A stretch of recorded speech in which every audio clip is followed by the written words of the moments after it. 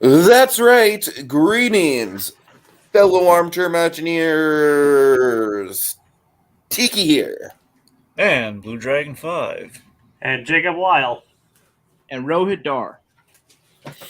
And say his name. Shazam! Fury of the Gods. It's the Fury of the Gods Spoilercast. Oh, yeah. We got Cinema Arts 87 in the chat. He says, holy moly. Hey, everybody. How are you, Cinema Arts? Happy to have you here. Cinema Arts is our buddy John Kellen. Oh, sorry, not John. Is Kellen O'Rourke? Sorry, get the Kellen. Oh, Kellen. Okay. All right. Happy to have you here, Kellen. Right on. That's funny. There's a couple people who've switched usernames. It's hard to keep track. So thank you for clarifying that, Dragon. Anyways, how we feeling, folks? We got another DC movie, and there's not any drama going on at DC at all right now. What are you talking about? Oh, God. Well, Dragon, right now I'm specifically talking about like Ben Affleck made a statement about like not wanting to direct a Batman movie. I know what you're talking about. I was playing. Okay. I was like, I'm sick of it. Anyways, but so Shazam, let's talk about it. I wanted to be on for this show specifically because I feel like we've been getting some pretty decent superhero stuff. And it's kind of funny because I am definitely on the, the superhero burnout myself just a little bit. But at the same time, like, I think I liked Quantumania a little bit better than most people did. I don't think it's a great movie, but I think Quantumania is like a solid, like, maybe like a high 6, which is probably better than most people would grade it. And here we come to Fury of the Gods, which, again, for me, I think Shazam, the first Shazam, honestly, still to this day, maybe one of my favorite superhero movies ever. Like, I'm not even kidding with that. I'm very high on the first Shazam movie. I think it's incredibly underrated. I really, I love the sense of humor, the sense of camaraderie on the family's part. Jack Dylan Grazer absolutely was a star-making performance for him. Just everything about that first Shazam movie really sung for me. So Fury of the Gods, basically how I feel about Fury of the Gods is I still really like it. It's not like a high mark of the genre by any stretch. Honestly, I think the whole situation with Dwayne, The Rock Johnson, and I think if Black Adam would have been the villain in this movie, and a lot of the other stuff in regards to like the actual like character development of the actual Team Shazam would have been relatively the same. I think the Team Shazam stuff in this movie, for the most part, is really solid. I think there's a couple things that get a little rushed in the script, which we'll go over, but overall, I think a lot of the Team Shazam stuff is really, really solid. It's just, man, you cast some good actresses for those villains, but oh my God, if it's just not a lot of stuff we've already seen. Some creative fantasy creature design at the end, like I'll say that much, and a very memorable Skittles product placement that I'm sure we'll get into. But yeah, I think this is a decent, like, kind of high 7 out of 10 movie. I think people are kind of holding comic book movies in general to a weird standard now of like, oh, it's not connected to everything, so it's bad. And I'm like, no, guys, this is a perfectly fine movie. It's just kind of, I don't know, I wish there was more to it. I wish there was a little bit more bite to the villains. Overall, though, I had a really good time with it, and I wanted to come on just to kind of, sing the praises a little bit. I know there's problems with the movie for sure, but I think there's a lot to like in this movie also. Okay. Cinema Arts, he says, to be fair, even though Johnson was more interested in Black Adam versus Superman, he did say the clash between him and Shazam was in the cards. Yeah, I don't know. I don't understand why they didn't just wait. I don't know. I feel like it's very unfortunate what happened with, between the pandemic and, like, I guess his schedule just didn't line up to do it. Dwayne Johnson. Anyways, who wants to go next?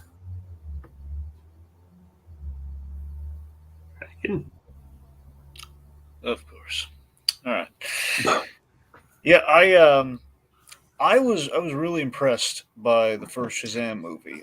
Very much an adaptation of the Jeff Johns comic, and a lot of fun, and wasn't Again, it wasn't mired in kind of the DCEU kind of messy continuity of the time. Basically, it was what DC needed at that time. It was very much. I think it got a lot of us really hopeful for a bit there. It was very much, at least 2017. You had this, and you had, I believe, I'm trying to remember if I have this right. Shazam was, Shazam was 2018.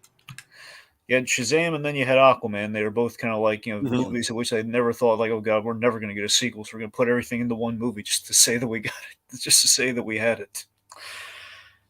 And yeah, it got us hopeful for a bit. The sequel itself. It's fun. It doesn't have the straight through line and arc. I think the first film did. So I think to me that's kind of one of the greatest weaknesses that it has. But again, it's not like a crippling weakness. Just like if I were to measure them up, I mean, I think I get a lot more kind of from start to finish and kind of a feeling on Shazam from the first movie, kind of a summation on who that character is, which I think classically when you go into a DC movie, ever since the beginning, since we've been getting them out, you look at a Batman 89, you look at a Superman 78, you want to kind of feel like it's the character on screen. That was kind of that's kind of the difference between, the MCU and just kind of what Warner Bros. Has been doing for the longest time. I think the Shazam movie, the reason it was so successful was that it kind of embodied that. And I feel with this movie, I think a lot of the reason we don't have the straight through on the arc, I think ultimately, and I think the issues with this movie that are there is that it has to do with basically DC in the way that they tried franchising without a confirmed plan versus hopefully now, again, no promises. We don't know what's going to happen. It could blow up terribly. We have no idea. But let's just say, hopefully now, at least we know what we're going toward. Somebody somewhere has a plan versus like just announce a bunch of movies. We have no idea how we're going to get there. It feels like, okay, dude, that to me seems to be the key difference. And this feels kind of the casualty of being kind of in the transitional stage there. And what I'm mainly referring to is that, again, we set up things like just looking at, I'm not talking about like just announcing movies and stuff, just looking at what we set up in the first Shazam movie. We set up Black Adam. We had him, like we said, there was a first guy. We saw him in a little hologram. There was a Black Adam, and we saw Mr. Mind. We have two classic Shazam villains. But because The Rock's got an ego, essentially, we can't make that happen, apparently. And we get the Daughters of Atlas, who, face it, I don't think anyone's clamoring for the Daughters of Atlas. I don't think they were terrible. I think we did the best we could with them, but again, I don't think we're not really clamoring for them. It just feels like, well, we need a fill-in so we can have some fighty fight stuff happen. But again, ultimately, that's what I can say on this movie. I think this movie, at the end of the day, it did the best. It did the best with what it had, and it was entertaining. So I enjoyed this movie. I don't think. Yeah. I think a few tweaks. It could have been even better, but it was thoroughly entertaining. So again, it was more of the Shazam fare I was looking for. Just you kind of knew going into it, well, we're not going to get that Shazam versus Black Adam movie. We're not going to get that, Mr. Mind's comeback, because obviously we're touting off the stars and the marketing and everything. Apparently I ducked in cover from the marketing because I heard there was like a big spoiler in the advertising, so I was on complete lockdown to avoid that. So I didn't. That's kind of where I'm at right now with the Super Mario Brothers movie marketing. I'm just like, okay, enough, guys. You're kind of getting to the point of the Sony Spider-Man movies where you're literally revealing everything. Yeah. So so basically, it kind of went. So I went with a good experience based on that, kind of avoiding all the spoilers there. So that was so ultimately had a really good time with it. But not as narratively tight as the first movie. All right, Rohit, I know that you're kind of balancing stuff here, so let us know if you can go or if you want to. Yeah, I can say a few things on it. Okay, go ahead. Shazam 2 overall as a film is a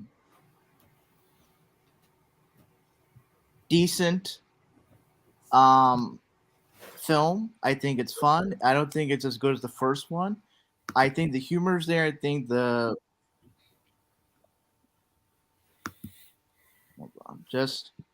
and so I think we should get into more into the film. I'll discuss more of my pros and cons on it.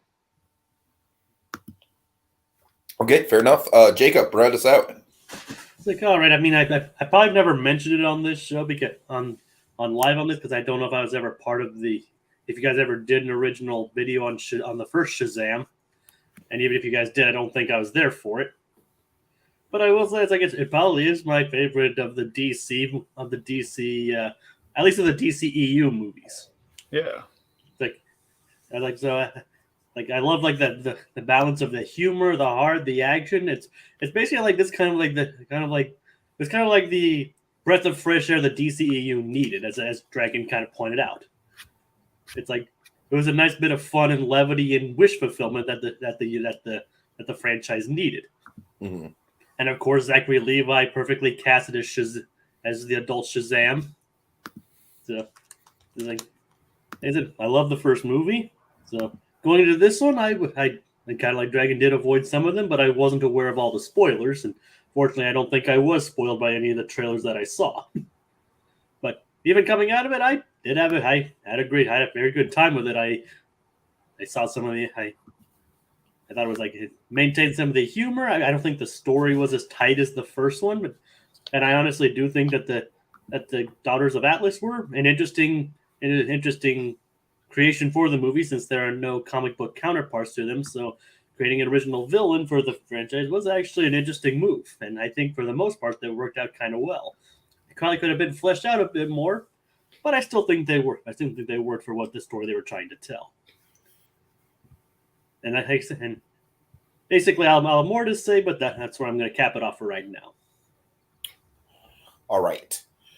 Guys, I am going to start out with kind of like an observation about the movie that for me and for a lot of other people is as much as we love Zachary Levi in the role and he is like the perfect adult Shazam, I think this movie has one of the key problems with it is like it's got a very distinct lack of Billy Batson for me. And that kind of like for me the balance between Billy Batson's story and then Shazam kind of being this wish fulfillment character kind of gets diluted.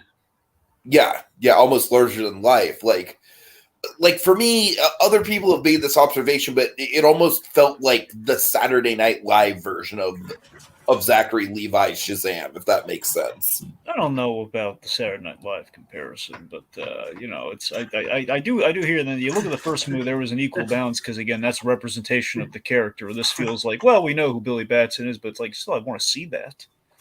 Well, it's definitely not Saturday Night Live because it's not as shallow of a parody. Yeah, I mean, it's not as bad as like let's say how much how with Love and Thunder, like it's not that bad, but I definitely think his character got a little bit watered down. If we lean into the superhero, let me say this one thing really quick.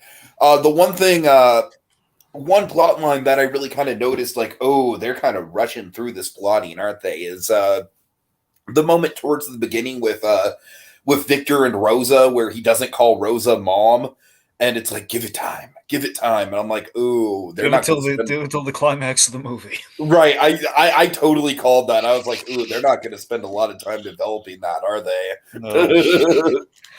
Yeah, that's unfortunate. Yeah, I mean, honestly, I think what it is that it's basically it's a thing of like, okay, let's lean into the superhero of it all, but in doing so, we kind of dilute the point of Shazam, which is the dichotomy. Yeah, we need the kid, absolutely. We need the kid to balance out, like you said, with the wish fulfillment. So yeah, we. And Cinema Arts does have a good point here too. Like the movie dumbed him down, like mispronouncing Solomon. Yeah, I agree. The Solomon thing was right. The Solomon thing. To make it one joke is one thing, but then we keep bringing it back. It's a little much. I kind of felt the same way about like the joke with the wizard Shazam and the whole Freddy's name. Oh, that was funny though. Come on, it was funny, but they did it too many times though. I don't know. I was the wizard just not caring about this kid at all. I thought that was kind of funny. It's like, this way, Jeff. How did you get to Jeff? Now, Like, that's speaking of- funny. I just think they went back to the Jeff Well a couple too many times. Speaking of name shenanigans, let me okay. This is the movie. The first movie could get away with this because again, it was a meta gag, and this movie, I think they went too far with it. The tongue in cheek, with the exception of one moment in the movie, we kept the whole "we still can't officially name these guys" gag going a little too far. Like call them the Fiascos and everything. The problem I have, Philadelphia Fiasco. the Philadelphia Fiascos, with the exception of our big cameo with Michael Gray, it just like literally we're able to get Captain Marvel in there at least once. That was great. We had literally Captain Marvel saying that. That was awesome. Billy Batson grown up essentially saying Captain Marvel. That was cool. But it just feels like, guys, for the payoff being the wizard, your name's Shazam. It's like they literally could have accomplished that at the end of the first movie. Well, it's still just the point of like that's not a mystery. They already know that they say Shazam. Right. How the hell is that not? That's not an answer, man. There's not really a mystery there. The gag should have been. They know they want to call themselves Shazam, but they can't because if they do, they would transform back. That's your joke. We didn't use that. Right. Exactly. Yeah. Like we did every other joke imaginable, but that. All right. So I will say, just kind of going through it a little bit, like we don't need to go through it beat by any means, but like kind of a little bit chronologically. Like the one time I was actually into Helen Mirren and Lucy Liu was that opening scene. Mostly just because I love that one museum worker who's playing off of them. Okay, and let me tell you about that museum guy, Tiki. Well, just really, I love his demise. Like that scene was good. I like after that I was like, okay, like I could see these ladies being threatening, but then the rest of the movie doesn't really do much. But yeah, by all means, tell me about the guy. Yeah, so that's Jamil's twin brother. It's whose? Jamil's twin brother.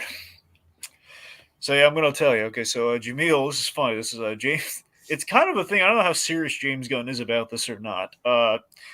James Gunn loved working with this actor on Peacemaker, so there was a character in Peacemaker named Jamil the Janitor. Oh, okay. Who Peacemaker befriends. He's in the very opening of the first episode. Oh, wait! I think I saw him because I did watch the first episode. Yeah. So Peacemaker, that racist the super villain, like that guy. That's him. Oh my god! So this is him, and of course we kill him off here, so we can't have it be the same character. I think James Gunn made an offhanded joke. Basically, he wanted to give his friends some work because they loved him so much. He recommended him for the movie, but I think ultimately the gag was, oh no, it's Jamil's brother. That's amazing. So yeah, it's kind of a double. It's either double casting. No, that's the kind of like cinematic universe tie-in I actually appreciate, where it doesn't. Like, if you don't know about it, it really doesn't affect anything. Yeah, I would like to think James Gunn's being serious and say it's just Jamil's twin brother and we don't talk about it. Or it could be like a Stan Lee Watcher thing, but let's not overanalyze it. The point being, he was there, he was fun, then we killed him horrifically. All right, so let's talk about the opening action scene, the bridge scene. Well, Tiki, I'm sorry, can we just build to that just for a moment? Yeah, sorry, go ahead. So I just want to say the status quo in general for this.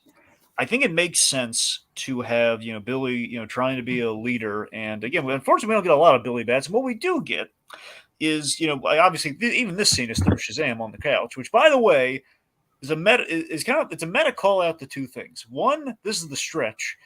I think it's a very clever, subtle nod to the terrible Superman Lives script, which had a scene where Superman was on the therapist couch. Oh my God, you might be right. I didn't even think about that. Kevin Smith threw his hands up in the air saying, come on, I got to rewrite this script, man. No, seriously, here's the real meta thing in the movie. It's really clever. They hit right at the top. I was really impressed by. We're introducing the meta ticking clock for Billy Batson's issue for the movie, in which, the real life, the problem with the Shazam franchise in total is that the kids, by the time they're making these movies, these kids are going to be grown up to the point where, why isn't the kid just put on the suit now? We literally did that. It was very much a Stranger Things issue, for sure. It's like in this movie, they literally did that with the girl. Okay, Mary Marvel is literally... Mary Shazam. I forget what we call each of the Shazams after he lost the Marvel. I'm sorry. But basically, Mary is the same actress in this movie. The same actress who plays so it's literally one for one. And I wonder if that's. I respect them doing that though. I respect them just not just like I don't know. I think that makes sense. It's like Because for me, it's like, the Shazam thing, it should be more about the power than it is just like, hey, look, I'm all buff now. Although that's certainly part of it. So I'm back, and I want to sort of speak on that point. So I think one of my biggest issues with this movie is the fact that this doesn't feel like a sequel, but it feels like a third movie.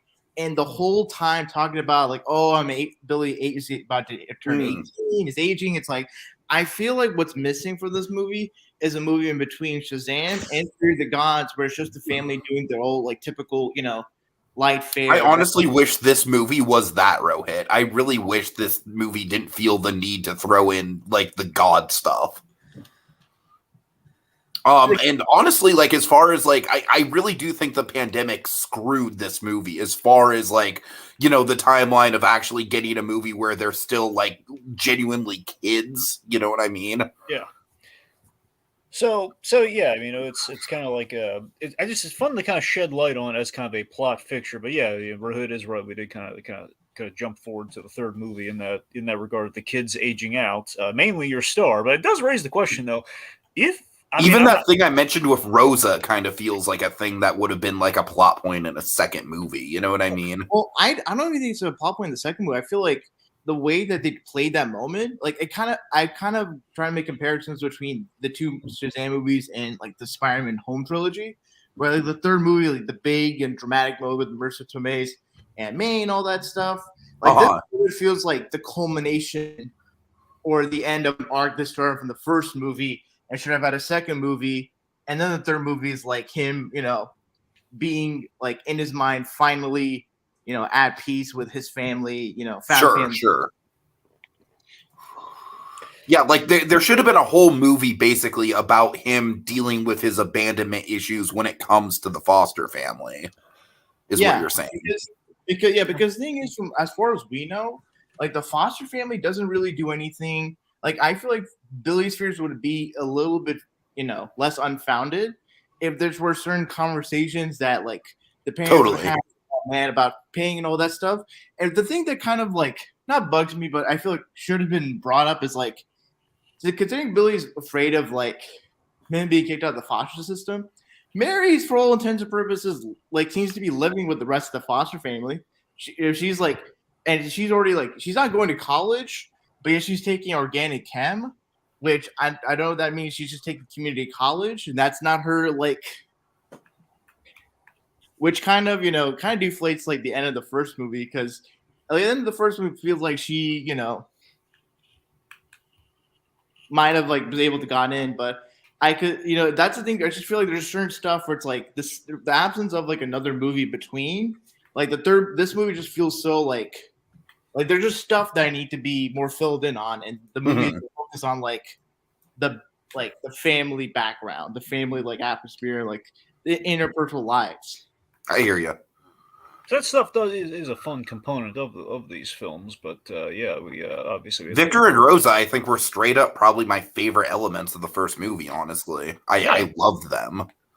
Yeah, and they got really underserved here. They had some fun stuff to do in the third act. Don't get me wrong, but also I just want to shout out PJ Byrne. This guy's showing up all over the place. He's in The Boys. He's in Spirited. He's in Korra. He's like PJ Byrne shows up everywhere. Cobra Kai. Yep, Cobra Kai. And anyway, so yeah, it's the fact that he is kind of our pediatrician, kind of therapist in this setting. That's that's what I like. This he actually kind of like. I thought it was gonna be a one-note joke from the trailer, but they actually gave him time of day. Actually helped him out a little. Yeah, no, it actually was a good start to like the status quo. I think. Like, did anyone notice the Annabelle doll in his office? Yeah, I did. It's like if you're a pediatrician, why do you have a freaking Annabelle doll? To help people confront their fears, maybe. Jacob, kids are huge on horror content these days. Actually, I know that it's more of a shout out to the fact that are they really onto like actual horror, or just like stuff like. Because I feel like the most horror kids will be exposed to is like kind of creepy pasta, SPF, kind of. But kids are super into Five Nights at Freddy's. That's what I'm saying. Like kids are super into that kind of stuff. And I know it's more of a shout to the fact that David S. Sandberg directed one of them Annabelle movies. Yeah, but still, the Easter eggs in both films, so that's kind of cool. Yeah. Anyway, he directed the good Annabelle movie. All right. Anyway, if we can turn the conversation away from the creepy doll. Yeah, so the point is exploring Billy's fear of abandonment is interesting, and the fact that he's finally kind of settled into a family, and now he's at risk of kind of losing it with them naturally kind of going their separate ways and everything. Hence the whole all or none kind of credo of the Shazam family. It's a nice idea. I wish there was more scenes of not just like Billy in adult form being anxious, but also like maybe in their like in a civilian or teenage self, like he's very clingy onto all the family members, and it's like I feel like there should have been a comedic moment where even like Darla. I know that'd be hilarious if Darla's blowing him off. Darla. Yeah. Okay, speaking of Darla, let's I do want to transition to the bridge scene. First of all, I'm so damn relieved that they didn't actually use that Eminem song that was in the trailer. Okay. I don't know. Tiki, why did you really think they were going to use that Eminem song in the movie? Well, because they had that whole gag of like, no way, I saved you listening to this song. No, that's referring to the say like I Need a Hero song. Yeah, it works so much better with I Need a Hero. Like, but that was in like trailer. That was in like a TV teaser or promo spot for this movie. Mm-hmm. So, but I get what you mean like the Eminem music. I guess now. Well, I mean, by that logic, Jay-Z's song isn't playing in Black Adam, so I think if a song is playing in a trailer, it's just more the mood rather than like something in the actual movie. If it's not James Gunn that's at the helm, I'm pretty sure that's what. Well, that's the thing. It's like we do have James Gunn in the DC universe now. Yeah, but this is before Gunn, though. No, I know, but still, I don't know. But it's just the fact that, Shazam himself, like, addresses the fact that there's a song playing. That made me worried. Like, right. I actually think the Eminem Show is a really good album, but I really don't want that song in a freaking DC movie. Okay, regardless, the bird scene is a lot of fun. We're saving folks in really cool ways. You got Darla with taking little kittens. Darla has, for me, the best comedic moment of the whole movie. Oh, when she saves the cats, but not the girl. Did she just abandon us? Okay, hold on. God, I love that. Darla is a lot of fun. And I love the fact that she named one of the cats Tawny. Which is a reference to the tiger sidekick of the wizard. Yes. I appreciated them not being. I get where they're going with them, like not quote unquote being successful superheroes. But man, it just feels like it doesn't feel to me that they've been successful for a while. And at that point, I just feel like it should be brought up by like one of the family members. Like, why do you even go out and try to be heroes if you suck at it? Well, again, the parents they're kind of circling around it right now. They're not quite there yet. No. Like I'm talking about like for the kids themselves. Like it's weird that none of them ever address the fact that they're just not doing good publicity. Well, they are trying their best. They're trying to get better each time. So, I mean, it's kind of. I feel like just the fact that they're very like apathetic about it. I think it's more a bad news bears situation. I think they're getting there. Or well, I think Tiki has sort of a point about maybe not apathy, but they're just like I feel like for Billy, he's really into the idea of being a superhero, and I feel like it feels for me that Freddy isn't as like hyped or into it as Billy, or if anything, should be criticizing Billy even more for them not doing it. Freddy's been getting a little distracted lately. No, but like beforehand, before like Anne comes into the picture, like you mean Captain Every Power.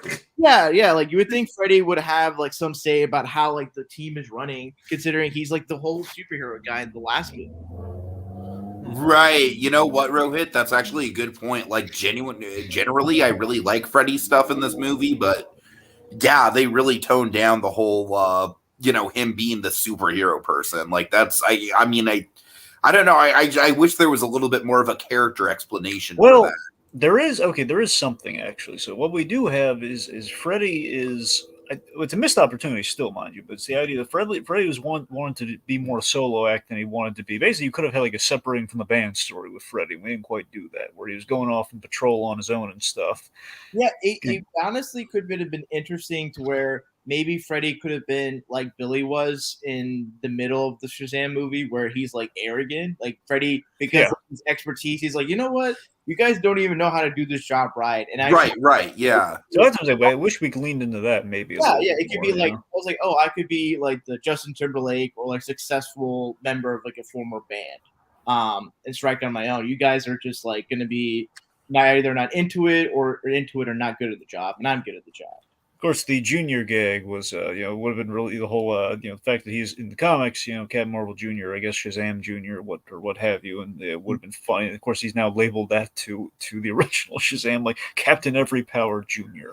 It would have been funny for there to be a bit of like a pecking order or like a competitive competition between Billy and Freddy, because it could be a thing where like when they try to compete with each other, see who can save the most people, who can look more impressive, and when the cameras were rolling, like who can like grab the attention, and then that's a sign of not dramatic conflict, but like a little like some level of tension that could have been something to like work on, resolve. But it just seems like Billy's kind of the one that's like. Instead, we kidnapped the boy. We kidnapped the crushed boy. Yeah. So speaking of like Freddy in this, Freddy has like, it's amazing how strong of a person he is in light of the things he has to go through. Yeah, because he's tortured. He's interrogated by Calypso using her little whisper power. That was actually a really dark scene. Like that was one of the few scenes in the movie that kind of call back to how the original movie kind of had like an 80s kids movie edge to it. Yeah. I mean, honestly, my favorite part about it is I like that earns him respect in the Wizard's eyes. Before the Wizard's like, oh, this guy, I'm going to call him all these wrong names. And he's like, I don't know, he kind of respected him for standing up to the torture. I mean, yeah, he was saying Billy, but it wasn't really getting that fully out there. I can't believe the DC, the Warner Brothers allowed that scene of Freddy's teacher committing suicide. Yeah, that was trash. That was another really dark scene. That also kind of called back to like the 80s kids movie vibe. It was also heartbreaking given who the teacher was. Diedrich Bader. Everyone loves Diedrich Bader, man. Plus, he was a cool teacher, too. Was he in the first movie? No. Oh, all right. Yeah, it was just added for this one because they like, I have to assume like there's got to be some Brave and the Bold love, like let's just get Diedrich Bader in there. I appreciate the line. I appreciate the meta line. It's like just from Freddy, it's like, oh, like at the end of the first movie, like you would think that like Freddy becomes cool by sitting with both Superman and Shazam. Yep. And like it's like just because you know someone cool doesn't make yourself cool. It's a good call out. Seriously, I just want to highlight just for a moment, man. Those Briar kids, there's something wrong with them. They're bullying the kid on the crutch. I mean, that's so. That totally felt like parts of this movie. I will admit, like. Between the way I don't know, there are parts of this movie that feel like it's a little bit dated. It's like because there's no the people that would do that to a crippled kid now would be the people that get bullied. You know what I mean? Yeah. Or again, that's not bullied, but so much ostracized. But I think when you guys make the point of there being 80s movie edge. The edge is there not just for the superhero parts, but for this like normal parts because those are 80s bullies. Yeah, like, those bullies wouldn't be out of place in like 80s kids or teen movie. But for modern days, yeah, I mean the bullying would be more social media based, but it's not really quote unquote cinematic. Well, it is also Philadelphia, and they're a tougher crowd over there. So. And also to be fair, there's not really a lot of attention just called to them, and they're not really taken seriously by anyone else. That's true, actually. Yeah. I mean, I'm sure they don't. Nobody else helps Freddy, but which is besides Anne, but like more bystander syndrome than anything. I mean, the teacher does help out, and so I guess it's not like a stereotypical teen movie or kids movie where the bully just goes, just wreaks terror and doesn't get stopped like as they're wreaking terror on the victimized kid, but. I do appreciate Freddy still being the snarky guy, even still being with him being a superhero. I kind of wish the like. It also kind of hints that the humor is also kind of a coping mechanism. No, that's. I mean that was already there in the first movie, but yeah. My thing, I kind of wish, and this is something I'm curious your thoughts on this for all the adult like powered care versions of the kids. Only really Megan Good as Darla, and obviously like Mary, and are really kind of like the kids in the adult bodies. That makes sense. They sell that they're the kids in the adult. Yeah, whereas like for the males, and there's a criticism, and I'm curious your thoughts on this. Like for Billy Batson when he's Shazam in the first movie, he's very like energetic, and people have made this criticism that he doesn't seem like actual regular Billy.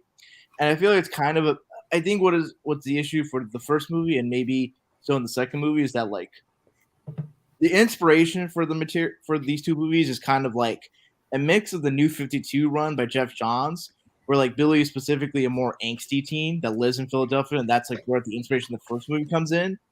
But it's mixed in with the classic or relatively classic 90s 2000s era of like Captain Marvel, where it's like a precocious or rambunctious kid that like with magic words becomes an adult with a kid's mind, and those two things don't kind of meld together because they still want to do the fun of like the premise of like big but with superpowers, but with Billy like real life in the teen form he's really angsty.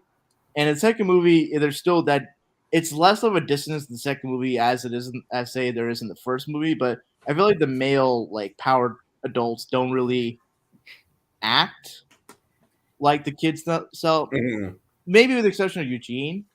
I kind of wish like considering it's Adam Brody who was like one of the most popular characters in OC. Like I feel like he should have leaned in to be like the snarky like Spider-Man but with Superman powers. There was some snark, but you're right. We didn't really lean into it because we didn't have a lot of time with him. Let's be honest, because we took his powers away rather instantly. Yeah. And sorry. Well, I guess for well, here's the thing. To your point, with Shazam in the first minute, I hear the criticism. For me, I think the distinction is that because I don't know if it's necessarily aged them up a few years or not, but basically with the Jeff John take with kind of the more street smart, Billy Batson, we didn't do the classic thing where a golden age, Shazam, or I guess like for example, like JLU Shazam is based on kind of very much the classic Shazam in which he is, Captain Marvel. What I mean, the name semantics. Point being, that guy, he's not the straight arrow that he was. He still has kind of the mischievous kid that we do have with the Streetwise kid. So I think the correlation with the update is there. So he's not exactly like the more wholesome Superman like we joke about in JLU. So I think that's the distinction that makes that okay, and that's why I kind of rebuff that criticism with the first movie. But with the rest of the kids, I mean, I think honestly the only one that kind of is just very one note comparatively is was it Pedro? Or Pet when you say one note doesn't like there's really not much there. Yeah, the male the adult actor for Pedro doesn't really get much to do. Yeah, he's literally just he's strong. That's his whole thing compared to the whole reveal at the end. I feel like there should have been some fun with him like awkwardly flirting with like some like male police officer. Yeah, that would have been that. I think that would have tracked. But yeah, they basically only had like one joke, and it wasn't really in relation. I'm not saying every joke needed to be in relation to that, but you're right. There's missed opportunities for that character. I just think considering how the first movie ends with the whole Shazam family coming together to like save the day, there's really not much of the Shazam family, and I think sort of one of my biggest points where I think that this is that for Mary. Like she has this whole thing about like her being not into the superhero thing, her wanting to have friends and work, and it's just a lot of like telling and not showing. Mm-hmm. And Shazam kind of, even the sequel, it feels like even though these kids have powers and should be active and engaged in the main plot, it still feels like the first movie's focus on Billy, Freddy, and then the villains. Yeah. And I feel like the movie could have benefited from a more ensemble focus and let both the kids and adult actors kind of maybe if not have their own arcs, like be more involved in the main action. Right.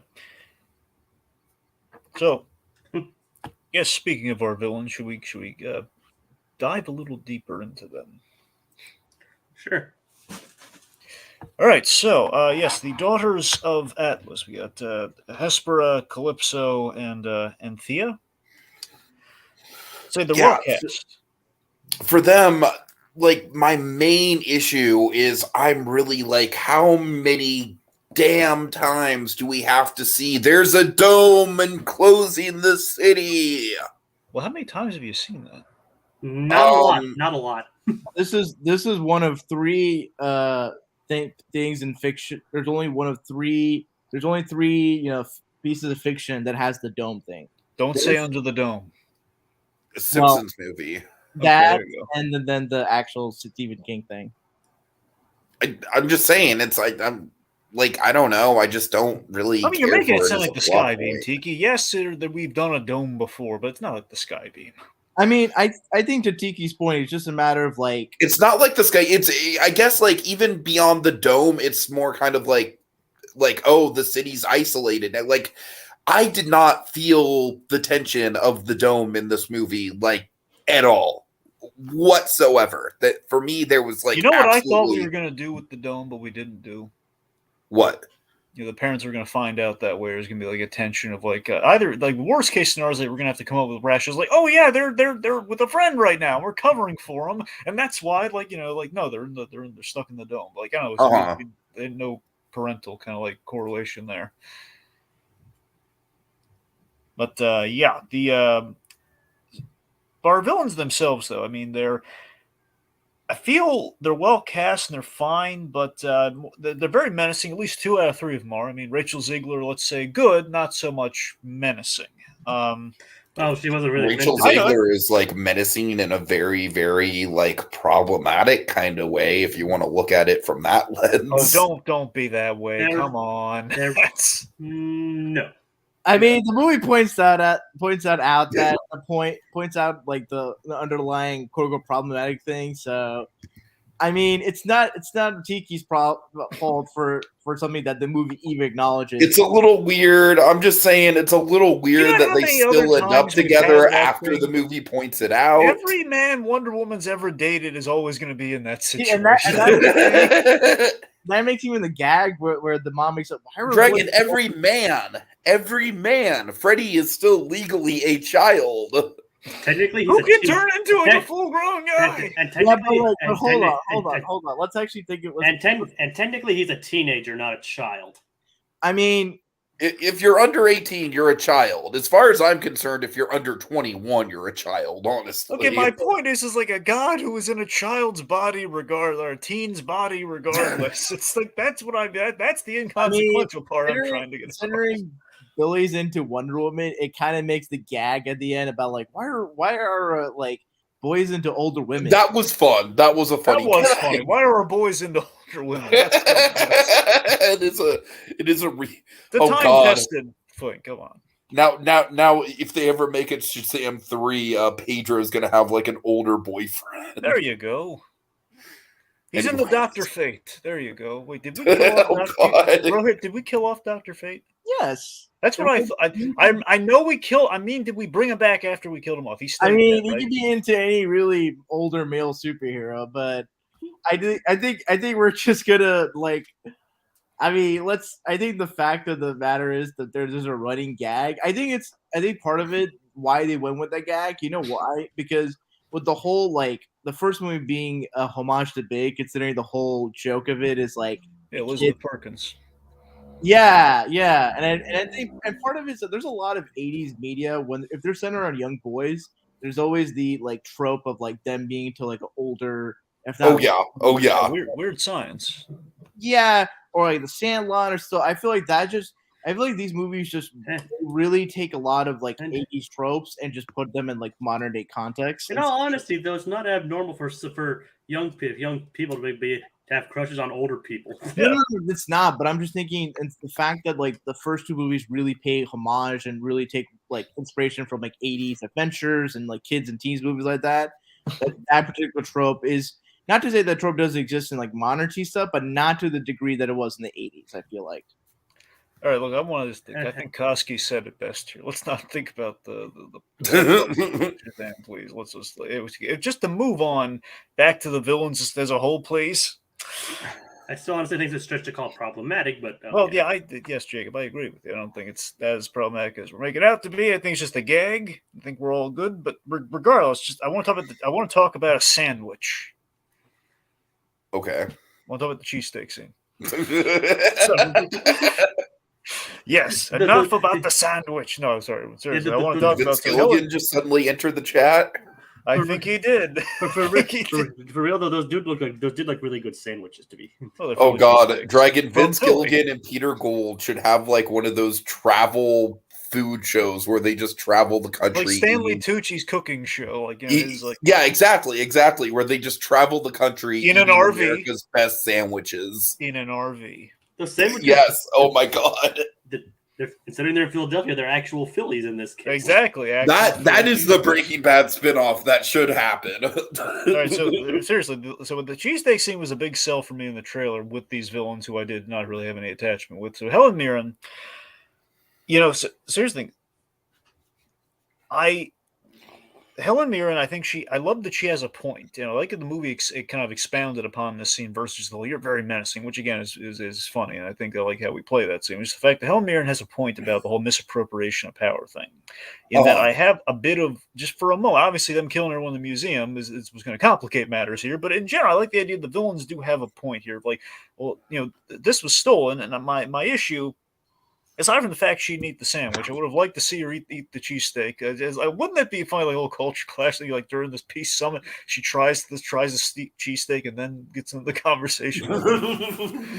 But no, seriously though, the issue I have is that we're a little. Maybe Rohit can shed some light. I think I might have missed something. It's a little ill-defined in the movie what their motive is. Like, did the wizard specifically steal her father's powers for the Shazam acronym, or not? Like, is the plan like they're gonna? It seems like they're evil for the sake of being evil, so our guys can fight each other. It's like we want to take our powers back, and we're gonna kill a bunch of people. The DCEU doesn't really maintain consistent continuity in regards to the magic supernatural side of things. Because think of it this way: in the first Wonder Woman movie, the reveal, like the Wonder Woman thinks the gods are still out there, and then in the movie, the reveal is that Ares killed all of them. Yeah, and then in the first Shazam, there's not really delving into like how like the wizard has like provides the powers. It's really kind of, it actually doesn't really just delve in much. I always thought Shazam was like an homage. Like, he's derived from the gods, but no, he didn't steal their powers. But I could be wrong. No, it was specific in the comics. It's just like, you know, the wizard just grants them the powers and attributes. There's no like. It's a descriptor. It's not like actually. It's like this guy, like that guy. It's giving the equivalent powers, but there's nothing. I don't think there's really much comics on like the wizard being like being sought after by the gods for taking away their powers or anything like that. But in Black Adam, there's a whole like switch around about like his origin, which is different from the origin explained Shazam. And then in this movie, it kind of contradicts or muddies up like what happens to the gods, because did the wizard just went to like the corpses of some of the gods and just like sapped away their powers after they were like killed or like maimed by Ares? That's where I kind of feel like the continuity is a little bit like shaky on that part. And when your villains are the daughters of Atlas who were mad because of what happened to their father, this is information we need to know. And I don't think Atlas a god, or is he a demi? That's in the myths, I believe Atlas is a Titan. Okay. Yeah. Because here's the thing. Okay, there's Solomon, who is just like a wise king or immortal in biblical times. Then there is Hercules, who's a demigod. Uh-huh. There's Atlas. Mm-hmm. There's Zeus, who's the one actual god. Of course. Then there's Achilles. And then there is... Kind of traded down with Achilles when you think about it in the grand scheme of things. So it's only really just... So it's weird that the wizard just potentially just killed or took away the powers and thus killing just one or like just maybe one god or two if Atlas or Titans are considered on the level of gods. Right. Well, you see what I'm saying though. The fact that we kind of need, like, if it's key to the motive, I think we should know like basically one, why is she doing what she's doing, and also like, you know, they're doing it because they think that like their powers were stolen from them, and then the realm that they lived in is like in ruin. And so they're wanting to take the powers back and use those powers to rejuvenate their realm that they're from. So they're not just like getting the power themselves. They're going to use that power to help their realm. That's literally what they want. Because then that's where there's the tension, because like the 2 out of the 3 sisters want to rejuvenate their realm, and the one that's true, but it seemed like they needed the apple for that, and that's what I'm a little fuzzy on. Yeah, because the apples was in the Rock of Eternity. Yeah. So that's why they needed to get both the powers from the wizard and or his champions, and also the apple, because like while they have abilities, Well, they used the apple without taking Billy's powers, didn't they? No. They want both the powers because they want to be at full power, and also to have the apple to bring their realm back to life and rejuvenation. Okay. Those are two separate things. Gotcha. Just what I'm saying. It feels like it could have been more singular. I don't know. It feels like I don't know. I'm not trying to just pick things apart here. It's just this was kind of an important. It's not. They don't make it. It is a little like not cleanly. Like it could have just consolidated where the apple was both the source of. They took the apple or eat it or planted it. Like then they would have gotten like the champions' powers and rejuvenating the realm in one go, rather than like. Yeah, it was like two separate things that they had to do, and that kind of like made things a little bit more complicated than it should have been. Yeah, it was just a very messy plot. Just overall, I felt like I just kind of like at a certain point, I just kind of like glazed over and just started, like I was basically just like, all right, you know what? I'm here for Zachary Levi's quips. I'm here for the family stuff. I literally do not care about the villain side of things. So, I cannot follow it. Back to the cheesesteak. So the issue with the cheesesteak is that it's kind of the risk of magic rules. When magic rules aren't Kowski clear, says, I take it back. Let's go back to the sex politics. I'm tired of the apple debates.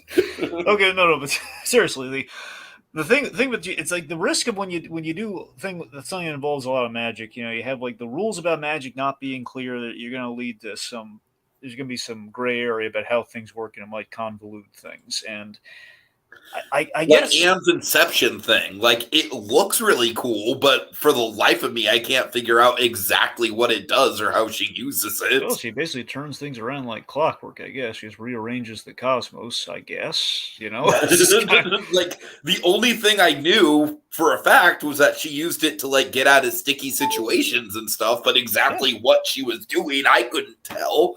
I guess the idea is she cool, though. I guess she's like a builder, like she would build the lands and everything. That's the idea. You know what? I will say this. And I think we actually kind of buried the lead here. The visual effects in this movie, in general, I think do look great. Yeah.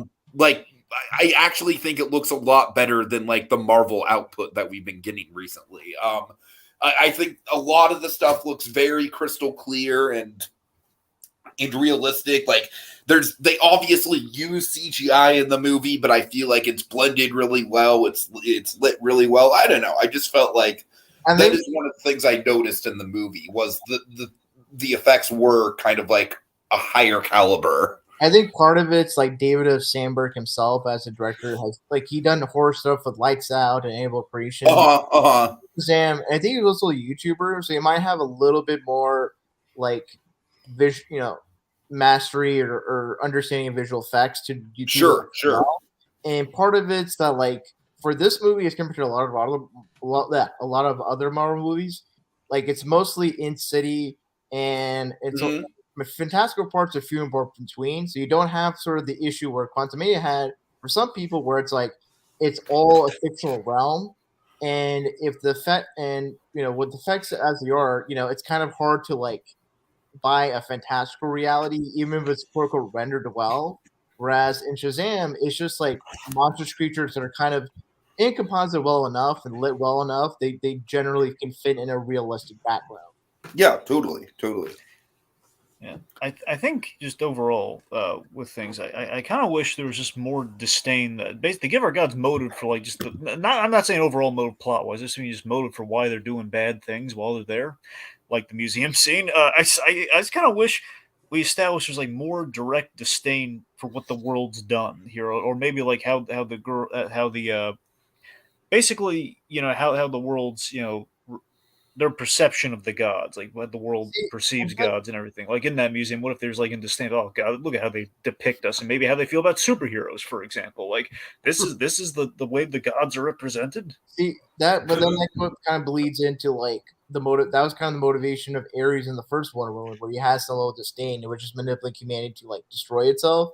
And then with the post credit scene in Thor 4: Love and Thunder, with like Zeus wanting to like bring back the dignity and reverence of the gods. That would be kind of a motivation that's already been done in other stuff. My thing is, I watched a YouTube video of a YouTuber I follow, and he made this point about how this movie, for the villain side of things, it feels less like Shazam and more like Wonder Woman. And Absolutely. I wonder why. But like you gotta get the point where it's like the fact that if you told someone like at the end of the if you told someone who just watched the first movie, it's like, hey, the second movie's villains are the Daughters of Atlas, is like, are you sure you're not thinking of like a Wonder Woman movie? And right, and it's like, and well, to be fair, we could definitely say they're better than the villains in the second Shazam movie are better than the villains in the second Wonder Woman movie. I'm not Ooh, I'm not even gonna go that far, Jacob. I'm really not, and I don't like Wonder Woman 86. 84. Okay, but I'm always gonna get that wrong. My point is that like Shazam, I think this is kind of it's interesting. Like you could sort of make some similar points with Quantumania, although a full disclosure, I'm not as big of a fan of the Ant-Man movies as some other people are. And I'm kind of more of a fan. Although personally, I'm more of a fan of the Shazam movie. It's kind of because it's kind of like fun, classic superhero stuff. And with the end of the first movie, like with Mr. Mind, Dr. Savannah, like the Monster Society of Evil, and the Shazam comics, that like Shazam is kind of a property where you do the classic like Saturday morning cartoon villains and monsters, the more colorful, outlandish B movie stuff. And with this, like, Shazam this movie just feels like they took villains or ideas from a Wonder Woman script and just put it over to Shazam movie.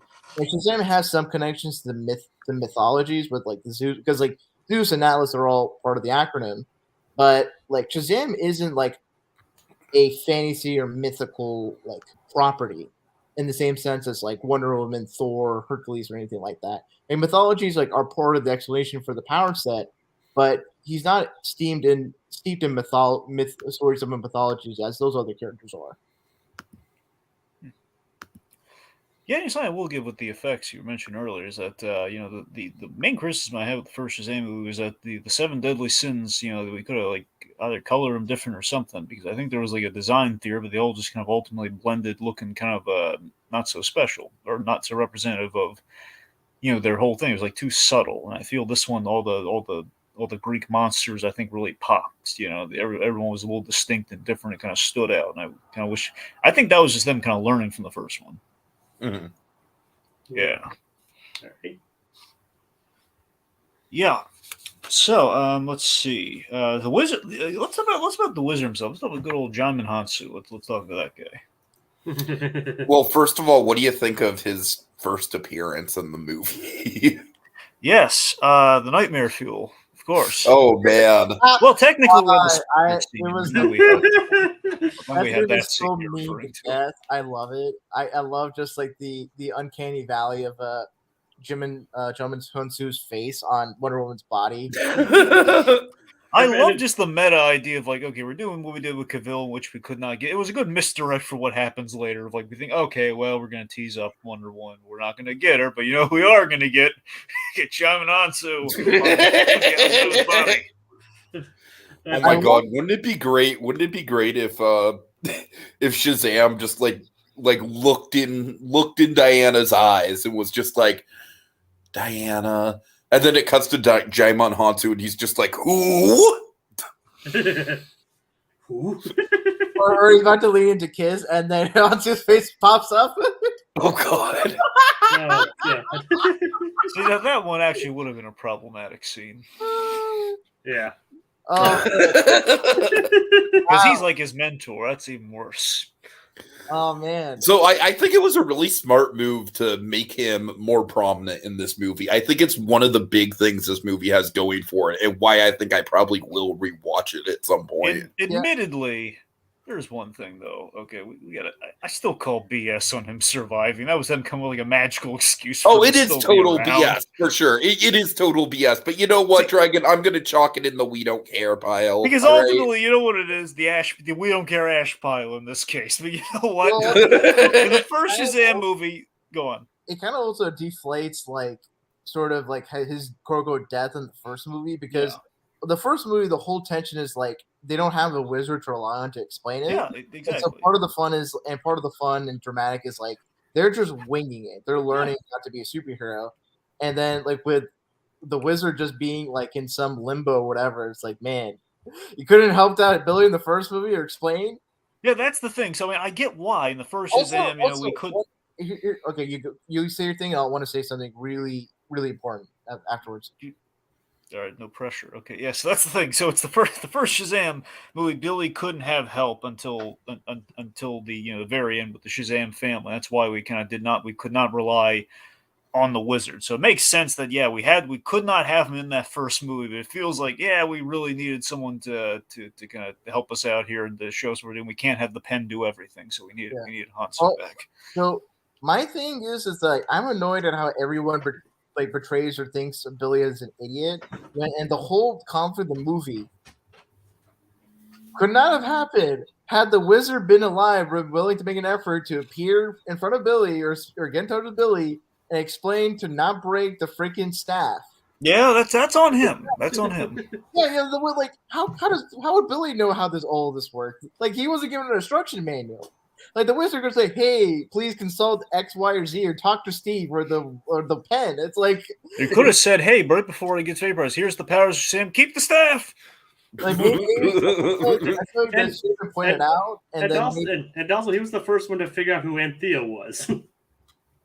Yeah, I mean, like he's constantly portrayed as being stupid, but I mean he's more naive than stupid. The whole Solomon, I think someone with the comments pointed about the whole Solomon thing. That I feel like it was not like the best gag, because it's like that's not a hard name to pronounce, right? Yeah, I mean Billy Batson is not supposed to be an idiot. Like look how resourceful he was in the first movie. Yeah.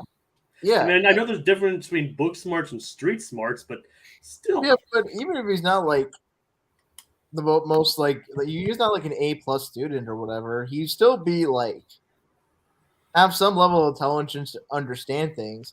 Like maybe he's not well versed in I feel like there should have been a point made to like, okay, he demonstrates strength, demonstrates speed. He should actually use Wisdom of Solomon, because it's always cool in the comics where like Shazam or Captain Marvel whatnot uses the actual wisdom, and like you can see him how like mentally acts different or thinks differently.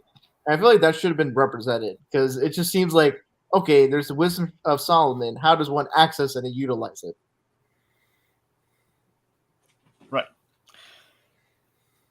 So, so again, it's also interesting that, I mean, a part of me would have liked the wizard to have more scenes with Billy Batson, which might have helped our Billy Batson issue in our lack of Billy in the film. But it feels like the Jack Dylan Grazer was so much fun. He was very much a standout the first film. They wanted to give him more to do.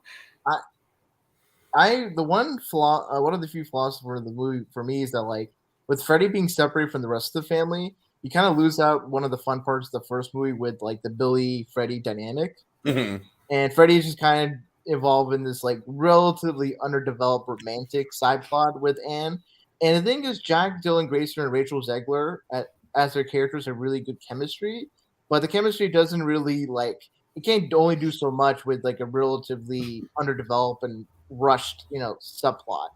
And I feel like some of the family members should have been with them, or the two of them should have been with the family, and then all of them could have been dealing with the two evil sisters earlier on. Yeah. Speaking of family, so the parents, once they're looped in, it does get quite fun. I think that's the point in the movie where it really starts to come alive, and from that point forward, I'm really liking it again. I think the movie just kind of sags in the middle for the most part, outside of the cheesesteak scene. Yeah, I felt so. And again, honestly, look, the thing with the cheesesteak, they go back to the cheesesteak once again. The thing with the cheesesteaks is that I think it's a really good scene for Helen Mirren to play, and her spelling out he's a child and he hasn't really, basically had the whole again, Billy does not have as much an arc as much as Shazam does in terms of the whole stepping up and making the heroic sacrifice like he does. But The issue is that we kind of wrote him into a corner there. Like, man, her reasoning is actually pretty good. I mean, admittedly, we're a little sketchy on the whole magic motivation thing, but the point being, you have something I want. It was taken from me. You have it. That's kind of insulting to me. I should have it back. It's like, what is he going to say to that? And then it's like, well, so much for negotiations and our intrigue. I kind of feel like there should have been a scene or two with the wizard explaining or showing any sense of remorse, because it feels weird that like the wizard's the one that did all this like stuff to start it, and the wizard isn't. It's weird that like the family members don't even challenge the wizard. It's like, hey, why did you even do this in the first place? Or right.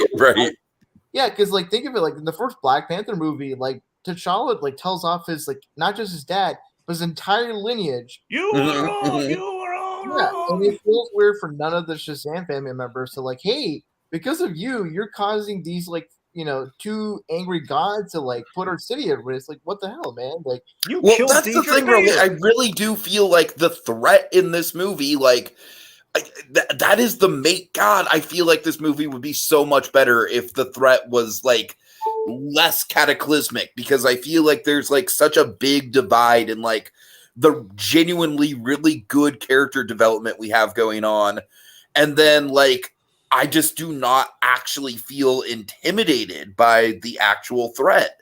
Like, we have this really cool looking like wooden dragon monster that's got a cool design, but literally Lucy Liu is literally just sitting on the CGI dragon for like half of her screen time, doing not much of anything. I mean, it does stand, when you think about it, when you talk about intimidation, I do think when you think of the first movie, like Mark Strong is really intimidating, both as his regular self and as like his superpowered self. And I think that's because he's just like there, like it's just him with his powers and like him interacting with like Billy and having that kind of menace and intimidation factor really helps. Where I think like for Helen Mirren and Lucy Liu, they're good, but I think what hinders their performance, maybe not hinders the performance, but kind of prevents them from leading to the intimidation factor that you mentioned, Tiki, is that like for them, they're kind of in costume, they're like doing all this magical CGI stuff, and and there's like not like that kind of physical. The thing about like Mark Strong is like has a similar power set, and it kind of runs into the whole trope about like, oh, this hero in the origin story has to face their dark mirror, and that people always may say that's a tired trope, but it's a trope that is really worthwhile, because then you have both like a physical challenge and also like a moral challenge with the villain being like the evil mirror. And for the gods, it's kind of interesting that the gods themselves are kind of the evil mirror, but not to Billy, but to like the entire family. And there was not that connection, or like it would have been interesting for like the gods, like how they fight versus how the family fights, and maybe that would have been an interesting arc where maybe the family has like this harmony, and then over the course of the movie they like get into sync with one another and like are on the same page. Sure.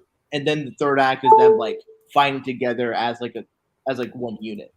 But that isn't done, and it's kind of, I think what my issue is with the third act is really fun, but my issue is that like it feels like the third act is now just Shazam and his like supporting cast, and then Shazam is just doing his own thing, and like the other kids are just like they're non-powered themselves, just whining on unicorns.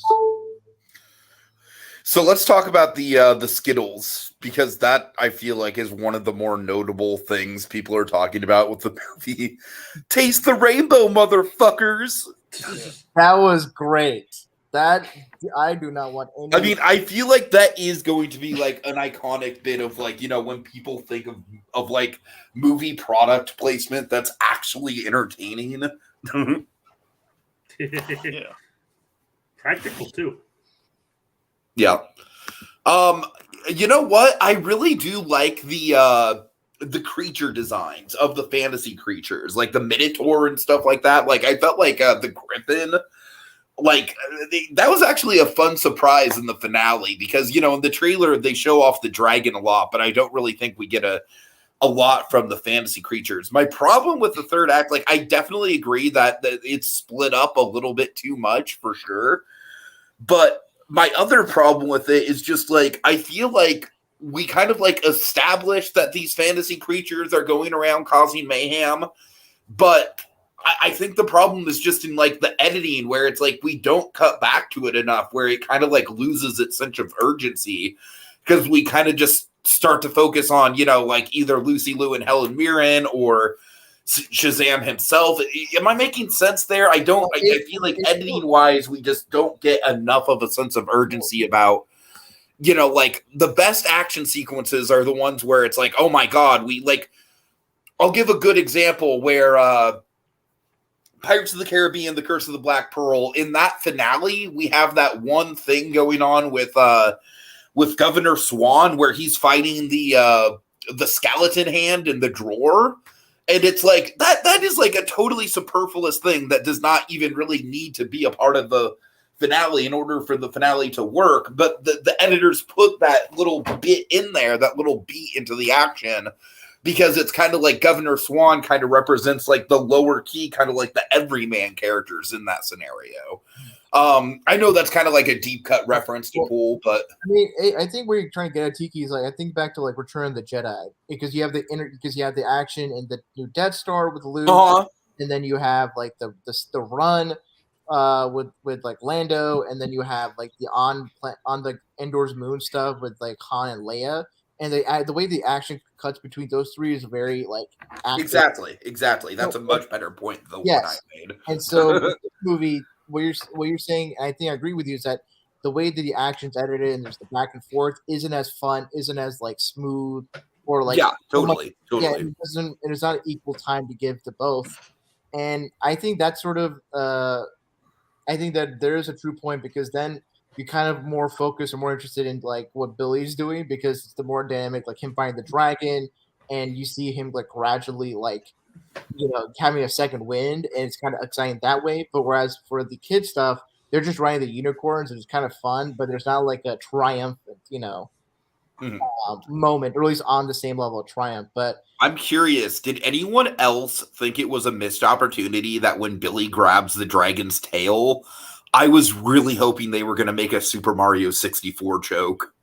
What's the Super Mario 64 joke? Well, just in Super Mario 64, you grab Bowser's tail and then swing him and throw him.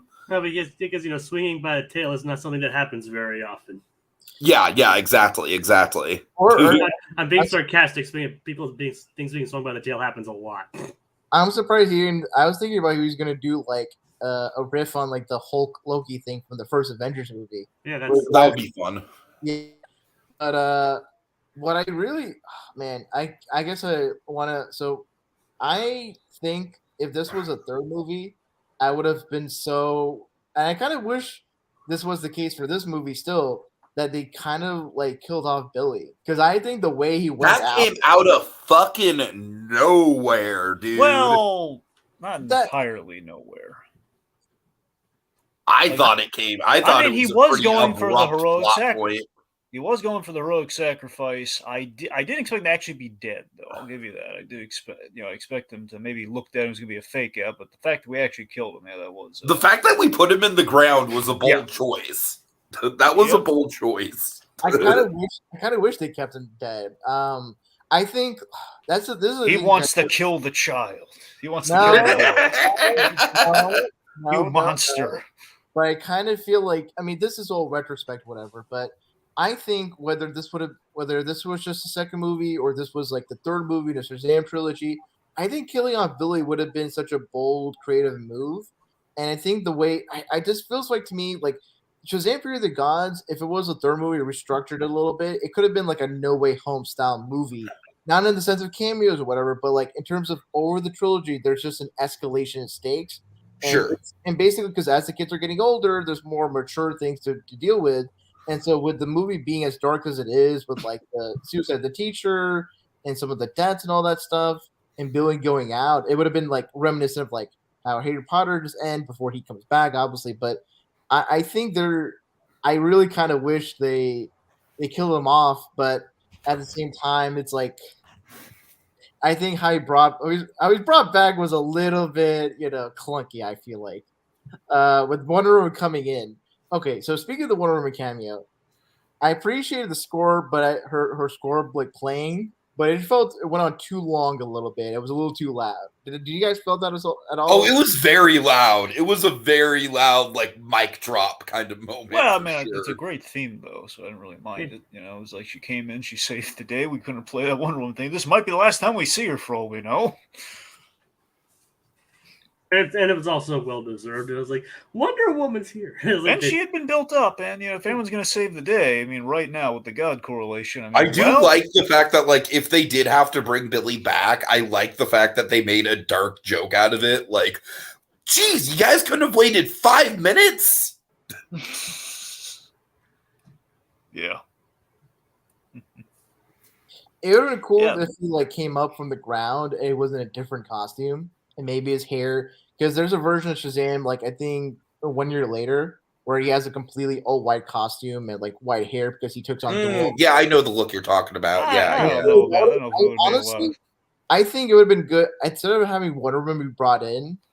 I feel like the Wizard should have made a choice to like willingly sacrifice his powers or whatever, kind of like how Zordon in like the first, like the 2017 Mighty Morphin Power Rangers movie, because he's so moved by Billy's sacrifice and then gives his power, like he's willing to die again, but dies again because he's proud of what his heroes have done, is willing to give them a second lease of life, and then when Billy rises up, he has the full like costume change.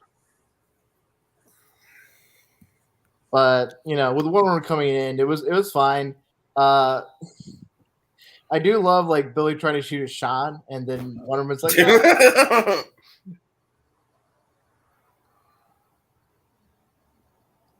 I kind of wish I had a reaction from Mary, because I feel like she would have had a great eye roll or side eye at like Billy or Freddy for what that happened. Yeah. That was kind of like an equivalent of a Mean Joe Green Coke and a smile moment, one could say. a little bit. She brought him back to life. You know, that was, you know, that guy, like, there's sort of like, you know, like the whole thing. Well, he is representative of the gods. That should help the kid out. The question is that, like, Wonder Woman, if you came here, like, what were you doing for the runtime of this movie? She couldn't get in the dome, man. Okay, seriously, though. Actually, the word on the street is they were trying to do the other hero cameos, and there's supposed to be this gag. There's supposed to be a gag where all the heroes show up and they can't get into the dome. Yeah, well, essentially, the gag that would have been funny as hell, dude. The gag was, it was going to be really funny too. If this is to be believed, this was, had they gotten Henry Cavill and Ben Affleck, I don't know if I'm going to assume they're going to go for the full Trinity, but the bare minimum. What about Jason Momoa? You want to keep interrupting me, or you want me to tell you? I'm sorry. Go ahead. I'm sorry. Yes. So. Henry Cavill, is going to be basically, the word is he was going to be pounding on the dome to no avail and probably being all heroic about it. And then Batman's going to be looking, oh, God. It's like, doesn't the city understand, like, you know, magic's his weakness? He's not going to be able to get through that thing. So it's basically Batman would be like rolling his eyes at Superman trying to get in this dome after it's just been failing miserably. I don't know if they're going to go for the whole Trinity or not, but yeah, there was no word on Momoa or Ezra Miller or anything. Well, definitely not. Miller, you know what I love about that gag is that I feel like it would have actually addressed the whole like plot hole everyone brings up with Marvel of like, wait a minute, why weren't the Avengers at XYZ? They couldn't get in. I was kind of eye roll at that particular plot hole criticism, because think of it this way: in superhero comics, in the what Doyle is answer, just the meta view, like. You can't have every superhero show up in every other superhero's like respective comics, right? It'll get a little bit. Oh no, I feel you on that, Rohith. Anyone who's ever brought that criticism, they're busy. Everyone's busy. Okay. I just think that gag would have been like a direct, like it would have been kind of like making fun of the people that complain about that. Like, see, they tried. There's a reason. Or maybe like Superman's like off world or dealing with Despero, right? Or like for me, some other, you know, like. Other superheroes could have their own threats, and it could be the issue where all the villains are attacking the superheroes like concurrently. So it's not like they have any like free time to just hey, pop over to another city. Yeah, it's like, why didn't you come and help me? Well, it's not like I was out saving the world or anything. It's like I have my own responsibilities. Deal with it. Green Lantern had a birthday party. Okay. God. It was off-world. That stunk. Okay. It was Guy Gardner's party. Anything about the ending you guys want to talk about?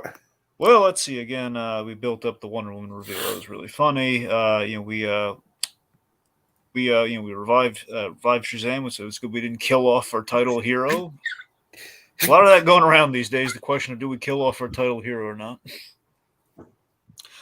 I guess the ending. So mainly the post credit scene then. So I didn't realize there was 2 post-credit scenes. Only me and my friend just stayed for the first one with like the whole JSA thing. Oh, It's like, do you want to join the Justice? Yes. Society. What? really funny. We just had Shazam just kind of call out the whole like the confusion of of how we have a Justice League, Just Society, And she's like, and they're like, yeah, there are different words have meanings. It's like, yeah, well, there's not much difference between society and league.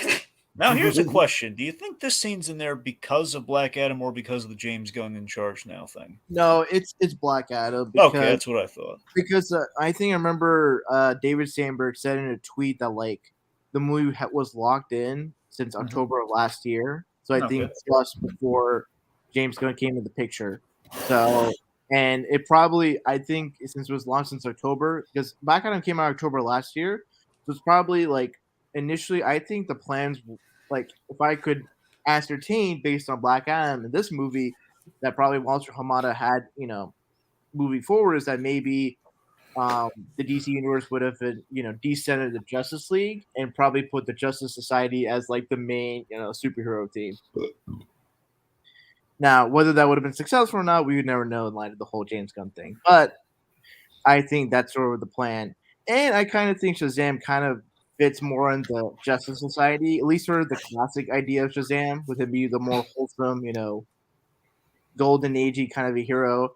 And JSA has a lot of like magic supernatural characters or characters with like supernatural origins, so he would have fit right in, with those paths. Well, I'm pretty sure the guy is he's not going to join the JSA because there's no Wonder Woman there.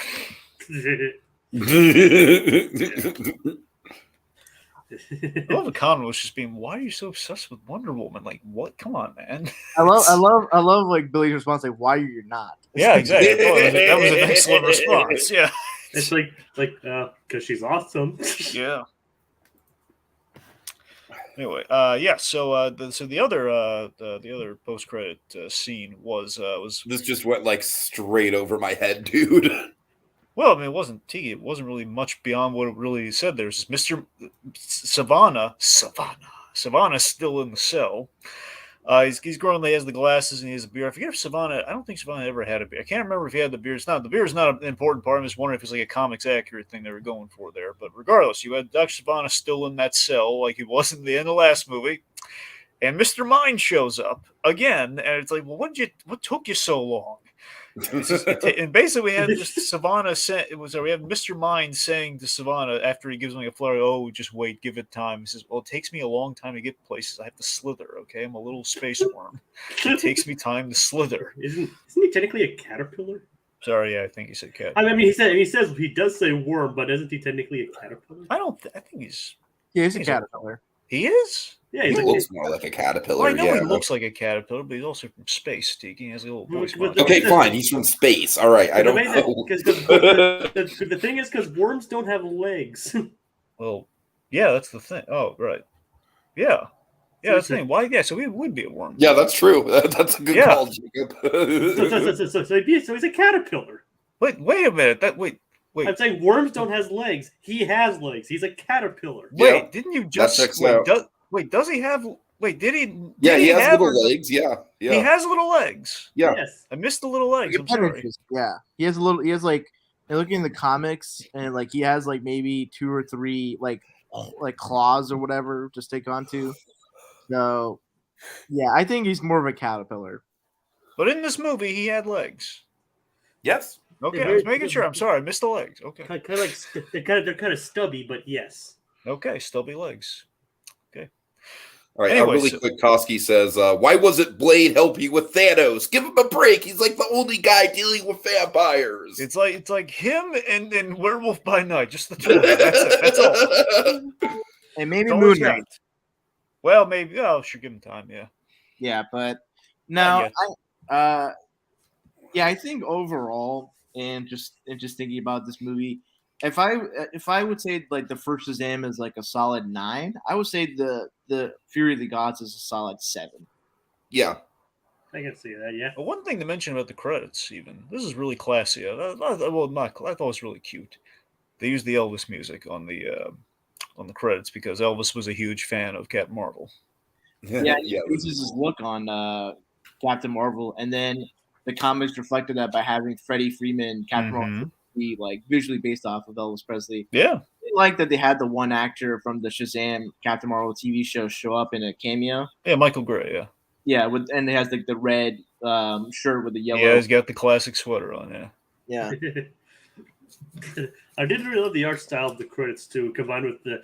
I did sing along to the song because I'm a big fan of that song. Oh yeah, it's a good one. Anyway, yeah. So I guess that's it. All right. Yeah. Koski does ask when we're going back to the biopics. Soon, Koski. Soon. All right. So yeah, big thanks to Koski as well as Cinema Arts 87. You guys both rock. And thanks to Rohit for coming on. Glad to be here. All right. See y'all later, guys. Taste the rainbow, motherfuckers. Shazam!